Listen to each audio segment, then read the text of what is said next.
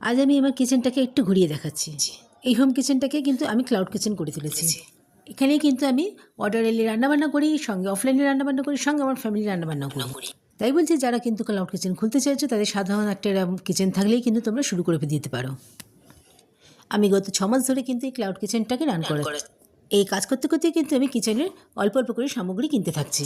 সেটা কিন্তু করছি সম্পূর্ণ আমার নিজের আর্নিং থেকে। আমি অন্য কারোর কাছ থেকে হেল্প এখনও নিচ্ছি না। তাই যারা ভাবছো যে ক্লাউড কিচেন শুরু করবে তারা কিন্তু তাড়াতাড়ি শুরু করে দাও। আমি বলবো বেশি ভাবার দরকার নেই, কাজ করতে করতে সব কিছু শিখে যাবে।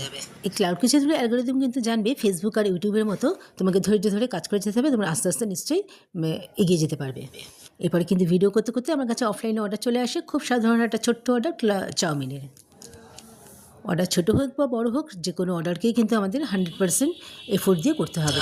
আর কি তাহলে তোমরা কারা কারা ক্লাউড কিচেন ওপেন করতে চাইছো আমাকে কমেন্ট করে জানিও।